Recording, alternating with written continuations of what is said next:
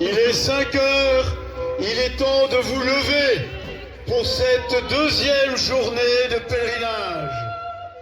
N'oubliez pas de vivre. Le pèlerinage de Chartres de cette année 2023 vient de s'achever. Il y a eu un engouement médiatique autour de ce pèlerinage, qui a insisté sur le nombre grandissant de pèlerins, nombre qui a d'ailleurs dû être arrêté arbitrairement pour des raisons logistiques. Cette médiatisation a aussi insisté sur l'âge des participants. J'ai entendu dire que la moyenne d'âge était autour de 25 ans et que la moitié des pèlerins, c'est-à-dire la médiane en fait, avait moins de 21 ans. Alors, j'ai pas les chiffres exacts, mais c'est ce qui est répété un peu partout et c'est totalement cohérent avec ce que j'ai pu voir. Il y a un point que je désire développer, et c'est en rapport direct avec la question de la jeunesse, c'est le sujet de la transmission. Ce que j'ai vu cette année, c'est une transmission. Il y a toujours eu un renouvellement, la population du pèlerinage n'était pas vieillissante, la moyenne d'âge a toujours été jeune, la transmission a toujours eu lieu, et de manière assez efficace, mais cette année, ça a pris une couleur et une intensité particulière. Pour moi, la transmission, c'est vraiment ce qui restera de ce pèlerinage. D'abord, on peut inscrire tout cela dans un développement prophétique. On a pu voir 2 années de confinement qui ont interrompu ce pèlerinage dans sa forme habituelle. La foule des pèlerins a été empêchée de se réunir. Chaque communauté a dû vivre la Pentecôte chacun de son côté avec des initiatives locales, pendant que quelques-uns s'en allaient quand même sur le chemin, avec pour seul compagnon leur solitude. Le pèlerinage a donc vécu 2 ans d'enfouissement. Et si certains vont tiquer à l'écoute de ce mot, écoutez plus. L'enfouissement ne produit une germination que si la force d'enfouissement est une force extérieure. L'enfouissement, c'est comme le martyre. Pour porter du fruit, ça doit être subi. Celui qui recherche le martyre se suicide.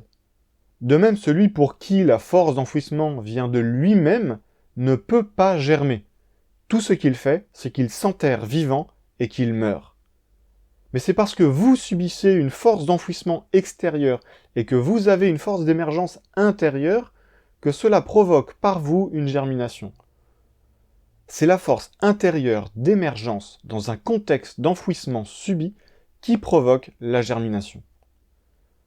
Après 2 années de silence, enterrées, nous avons eu en 2022 une année de pluie. On peut là encore filer la métaphore de la germination. Et cette année 2023, on a vu toutes ces jeunes pousses sorties de terre.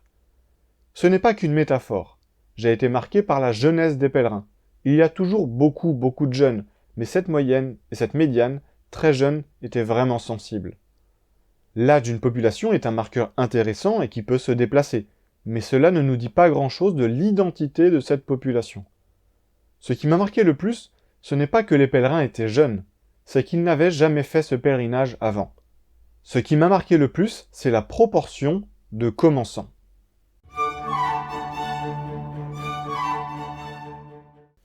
Le meilleur exemple, c'est peut-être le chapitre avec lequel j'ai marché.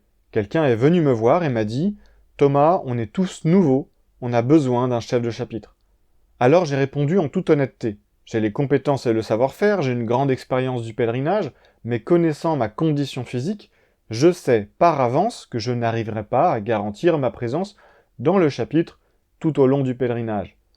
Par contre, je peux former quelqu'un, je peux transmettre. Ce qui fait que cette année, et merci à lui pour son dévouement, le chef de mon chapitre était lui-même un commençant. Même le chef de chapitre faisait son premier pèlerinage. On a fait des réunions préalables avec le chapitre, et puis pendant le pèlerinage, j'ai tenu le rôle du boute-en-train, mais aussi de l'animateur, celui qui anime, c'est-à-dire celui qui imprime un mouvement de l'intérieur et qui n'est pas le chef. C'est une doctrine qui est fortement développée dans certains mouvements de jeunesse, comme Missio, anciennement Jeune Chrétienté.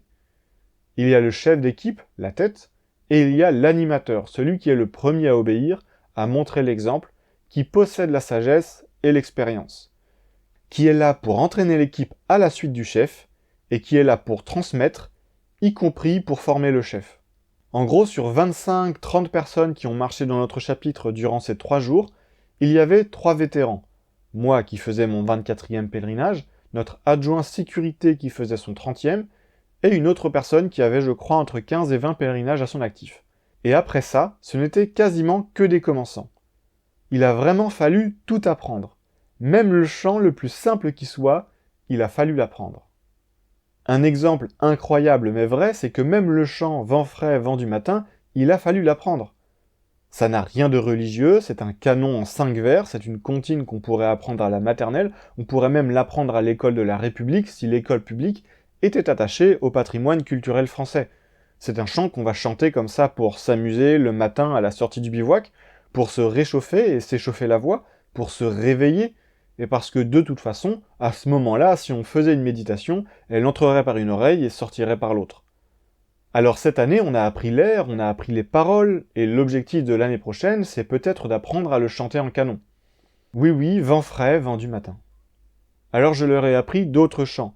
Le chant du pèlerinage, des chants à Marie, des chants de marins, des chants de marche, des chants militaires et historiques. C'est vrai que je ne leur ai pas encore appris de chants à boire, mais je leur ai appris d'autres chants tout aussi facétieux. Il a fallu transmettre les 4 temps du pèlerin. Il a fallu conseiller le rythme du chapelet, encourager les pèlerins à prendre le mégaphone pour un chant, une méditation, une dizaine de chapelets, encourager à se confesser auprès des prêtres qui marchent avec les chapitres. L'âge de mon chapitre était un reflet de celui du pèlerinage. Une personne qui a l'âge d'avoir fait 30 pèlerinages, la majorité des autres ayant entre 20 et 35 ans, auxquels se sont ajoutés 2 enfants d'environ 12 ans. 12 ans étant d'ailleurs l'âge auquel j'avais fait moi-même mon premier pèlerinage en l'an 2000. La jeunesse de la population n'est donc pas quelque chose de nouveau, ce qui m'a donc surtout marqué, c'est le renouvellement de la population et le besoin de transmission réclamé par cette jeunesse. Pourquoi des commençants ? Il est possible que la clôture prématurée des inscriptions ait favorisé les commençants. Parce que le commençant, il ne sait pas où il va, donc il prend toutes les précautions possibles. Il s'inquiète de son inscription, alors que parmi les vétérans, il y a une partie qui s'inscrira au plus tôt, certes, mais il y a une autre partie qui sait très bien comment ça fonctionne, qui n'a aucune inquiétude à s'inscrire même au dernier moment, qui sait parfaitement comment récupérer son bracelet s'il s'est inscrit trop tard pour le recevoir par la poste, qui sait même comment rejoindre la colonne à n'importe quel moment de la journée. Cette population de vétérans, un peu trop confiante en elle-même, c'est peut-être celle-là qui s'est faite piéger par la clôture prématurée des inscriptions. Clôture qui ne pouvait être imaginée parce que cela ne s'était jamais produit. Cette clôture prématurée des inscriptions a pu donc favoriser les commençants. Mais il n'y a pas que ça. Cette clôture elle-même a été provoquée par l'afflux de commençants. J'observe un changement dans la société. Une émergence qui n'est pas spécifique au pèlerinage de Chartres. Un prêtre me demandait, après le pèlerinage, si j'avais des explications. Je lui ai dit qu'en fait, c'était un mouvement de fond. C'est une lame de fond qui commence à faire surface, mais qui a beaucoup d'inertie. On commence à la voir émerger. On pouvait la repérer en observant certains signes. Par exemple, sur le plan médiatique, et là je ne parle pas vraiment des médias traditionnels, mais plus de réseaux sociaux et de culture sociale. Il y a un développement culturel en cours, qui n'est pas que religieux d'ailleurs. C'est un développement philosophique, artistique, politique parfois. Une recherche de beauté dans la musique, dans l'architecture, dans d'autres arts encore. Il y a une recherche de franchise, une recherche de patrimoine, une quête spirituelle, une fierté de l'héritage, et tout simplement une joie. Et ça se traduit par l'émergence de chaînes YouTube de formation, par des nurseries de mèmes sur Facebook, sans compter toutes les nouvelles plateformes et formats qui me font déjà passer pour un boomer. Cela trahit un mouvement de fond, c'est suffisamment habité pour que cela suscite des initiatives, et il y a suffisamment d'initiatives pour qu'elles surgissent et se manifestent extérieurement. Il y a une vitalité, il y a une créativité, et il y a un besoin de transmission. Dans une interview, Jean de Thorier a aussi évoqué le fait que pendant les confinements, certains prêtres attachés à la forme extraordinaire avaient été parmi les plus courageux dans le maintien de la célébration de la messe et des sacrements. Et ça aussi, ça compte. La jeunesse a besoin de courage, et elle sait reconnaître le courage. Et ça pourrait faire l'objet d'une vidéo, mais il y a effectivement une expérience vivante de la résistance, ininterrompue, qui fait que lorsque la fidélité demande des moyens exceptionnels, les méthodes de travail sont là et permettent une réponse efficace aux attentes exprimées. Ensuite, il y a eu l'encyclique Traditionis Custodes, dont le nom même semble être en contradiction avec son propre texte. Et ça intrigue, ça interroge, ça intéresse. Finalement, cela attire l'attention. Et cela nourrit le sentiment qu'il n'y a plus rien à perdre, qu'il n'y a plus à donner de gage à une génération qui ne laisse pas d'autre héritage que celui de ne pas avoir d'héritage. Le mépris est donc pleinement accepté, c'est une étape du deuil qui est franchie et qui permet d'avancer. Comme disait le Christ, laissez les morts enterrer leurs morts, et la jeunesse l'a entendu.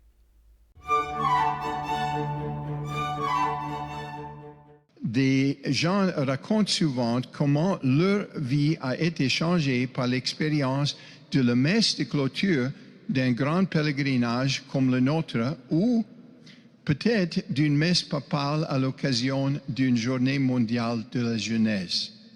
Mais les paroles du pape Benoît XVI sont plus simples que cela. Il parle simplement d'une messe, de n'importe quelle messe. Le thème de ce pèlerinage était l'Eucharistie, salut des âmes.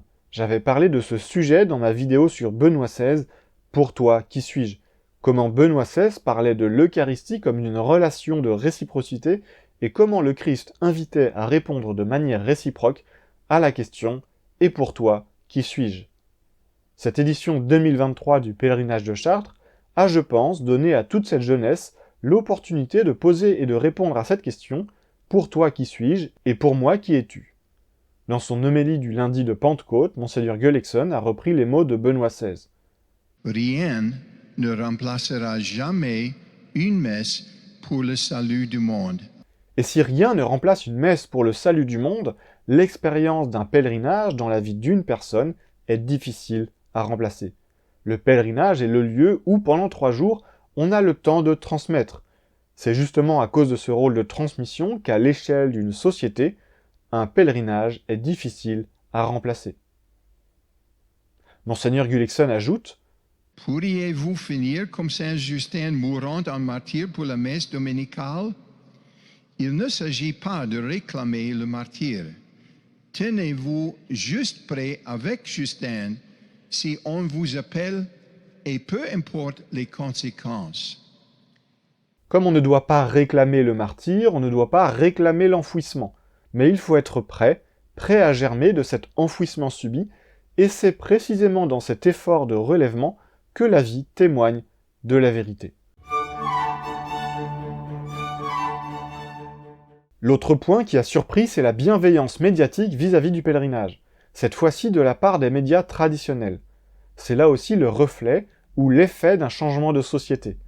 Même d'un point de vue non-croyant, c'est au moins vu comme un folklore sympathique. Traditionis Custodes a aussi eu un effet en dehors de l'Église.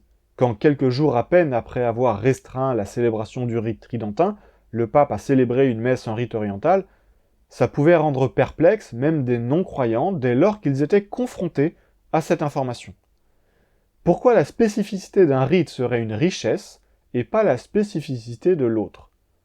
Si certains seraient chagrinés d'être réduits à une spécificité culturelle, il n'en reste pas moins que ce patrimoine est de plus en plus reconnu comme un patrimoine et que cela va au-delà de la foi et des guerres de chapelle. Et 16 000 pèlerins qui marchent vers Chartres, c'est un événement national, c'est une fierté nationale en fait.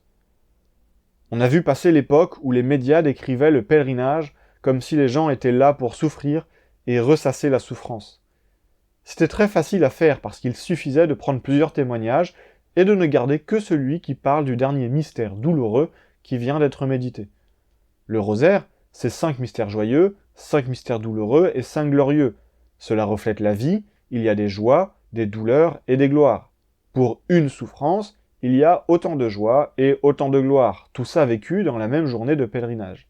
Il était donc très facile pour un média de picorer pour donner la triste image qu'il voulait donner. Ainsi, on a eu toute une période de reportage où l'on n'entendait parler que de chemin de croix, sans vraiment montrer la jeunesse et la joie. Mais l'année dernière, avec les conditions climatiques, ce que les gens ont vu, c'est le courage des pèlerins, et le courage de pèlerins jeunes. Et ça, c'est plus que des mots. On a vu des articles qui parlaient des moyens entrepris pour mettre à l'abri les enfants. C'est-à-dire que ce n'était pas le témoignage d'un pèlerinage de fin de race, mais au contraire, le témoignage d'une vitalité. Ce n'est pas une génération de vieux qui n'ont pas vu leur siècle mourir, c'est la génération qui vient. Le silence des pèlerins lui-même était éloquent, et il est bien plus difficile de travestir le témoignage du courage. En 2022, le pèlerinage était déjà le témoignage de la jeunesse et du courage. En 2023, il est le témoignage d'un renouvellement et surtout d'une transmission. Ça a toujours été un témoignage de jeunesse, mais là, ça ne peut pas être caché. Et c'est une jeunesse qui a soif de transmission. N'oubliez pas de vivre. Je vous invite à vous abonner à ma chaîne pour ne pas manquer la sortie de chaque épisode. Je m'attache toujours à approfondir les sujets et à prendre le temps d'aller plus loin que la superficialité. Les vidéos que je propose sont aussi pensées pour être écoutées. Comme un podcast, elles peuvent être écoutées dans les transports, en conduisant, en marchant, en faisant son ménage. N'hésitez pas à vous abonner, à partager la vidéo, à laisser un commentaire. Ça participe au référencement et à faire en sorte que mes vidéos soient vues par plus de monde. Et si vous voulez savoir quel était le meilleur chapitre de France cette année, je vous laisse découvrir.